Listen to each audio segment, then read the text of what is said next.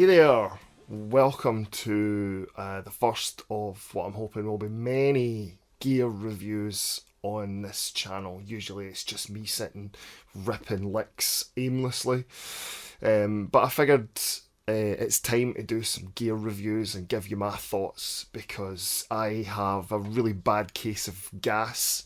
And for those of you not in the know there, that's gear acquisition syndrome, and I've had it for a long time and it just seems to be getting worse. So I figured that it's time to review some stuff and share some thoughts, because a lot of the times you get gear reviews and it's by the manufacturers or their spokesperson and they're singing its praises. That's all well and good, and for the most part I agree, but there are some times that you think, there's just a little bit there that I could drill down further on and I could give my own thoughts as a player. So today, something very, very special. This, ladies and gentlemen, is the Adaomi Isolator. This was constructed by an absolute gentleman, a very close friend of mine. During lockdown, it was his first ever guitar build. You've just heard me playing it there on the demo, which I did. Look at it. Absolutely cracking. And plays like butter as well. Sorry, I keep clattering the microphone.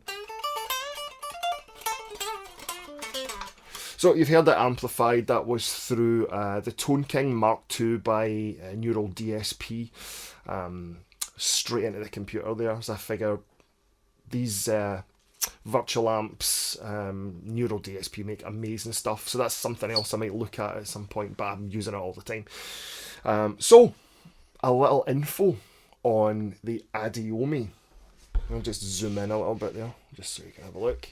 Look at that finish. Look at it. Some headstock. Check out the back. Yes. It's purple. To all my freak guitar players out there that love purple guitars, man, I salute you. It's just, purple guitars are quite rare, I find. So when someone takes the time to make one, it's even more rare and it's even more special and beautiful. So, purple guitars, yo. Okay, some info on the Isolator by Adaomi. It's a one-piece mahogany body, maple neck with a maple fingerboard, 25.5-inch scale length, which is basically the standard Fender length. So it feels just like a solid Fender telly. Dare I say it feels like a really high-end telly, like, oh, again, dare I say custom shop telly. It is absolutely beautiful, solid. I cannot believe this is a first attempt at making a guitar, but it truly is. It truly is. Just to put some emphasis in there, it truly is. Anyway, it has sapphire grain filler with purple wood stain, as you can see. You're not going to mistake that for green or anything. Hold on, this goes back somewhat. Right, okay, so yeah, so with a purple wood stain, finished with a high build finishing oil. Not a glass finish, but reacts. Sorry, that should be gloss. I'm reading out what has been sent to me, so it's all good, and I should have had the correction thing in my brain there. It's not a gloss finish, but reacts when the light hits it.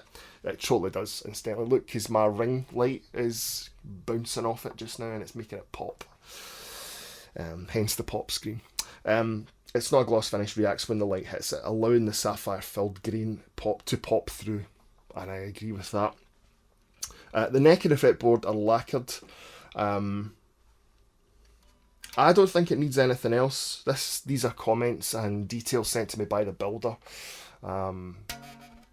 Gerard himself.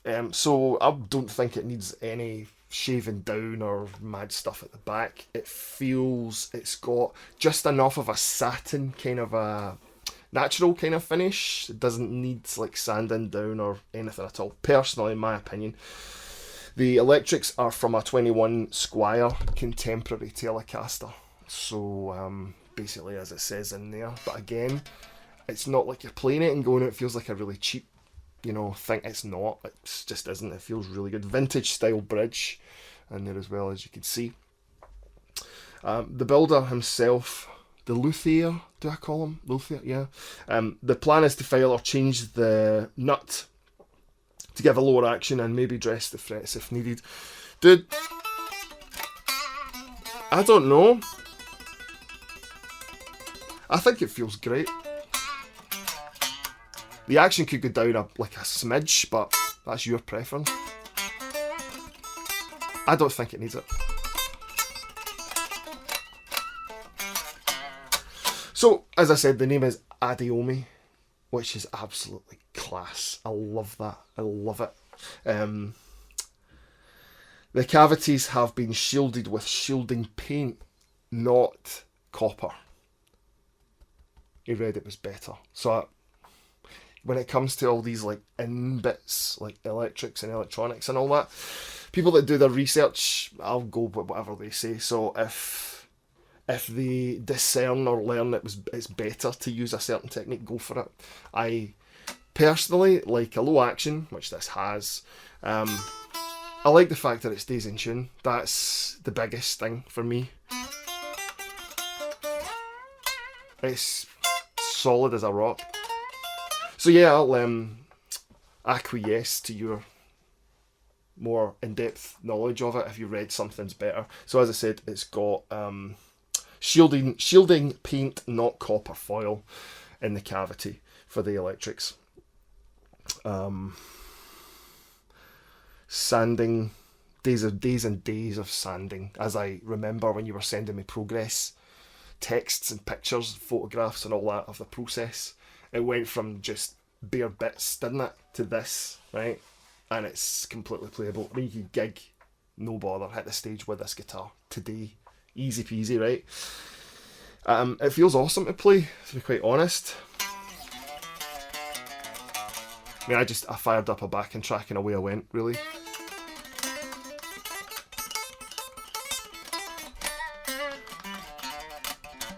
The oil leaves a more natural finish to the wood instead of a hard lacquer coat. I would agree with that. It permeates into the wood, as you've told me here. It permeates into the wood and leaves a softer finish. It does. It's like, it feels like a custom instrument. It's not just got that, that lacquer body that just feels like somebody's just picked it off, which is all very good, but it feels more attention to detail, like somebody has spent countless hours getting this right. The body just feels like a big piece of tablet or something. A big piece of candy, man. Beautiful. Yep, your comment about purple guitars. People look at you like a freak. Yeah, it's very Prince, very kind of stuff like that. But like I said, purple guitars are super rare. Can you imagine like a purple Les Paul standard, something like that, or an Ibanez, even the Pia or the Gem, and this finish, right? Wow. So to sum up, basically my final thoughts on this: the maple neck scores big with me all the time.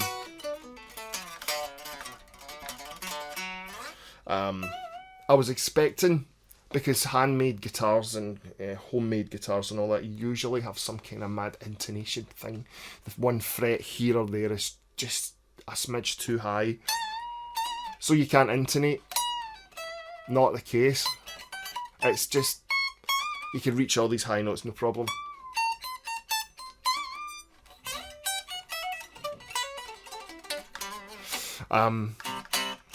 Chords. I didn't bother doing like a clean review on this because personally I use a clean channel very rarely. I like metal, I like shred, all that stuff. So I want to see how it performs under pressure. And it performed very well as far as my playing and my personal tastes go. So outstanding. For the Adaomi Isolator, I award an absolute complete score of 5 stars out of 5. Beautiful. For anyone that's interested in where this guitar came from, leave a message, leave a comment, and I'll point you in the right direction. Okay, so rather than waffle on for another 20 minutes, this has been Bev's gear review. I need to come up with some kind of snappy title or something. We've got more coming from another builder, so I shall have these up as soon as possible. So thanks for watching. Leave a like, leave a comment, like, subscribe, all that carry on, and I'll see you in the next one.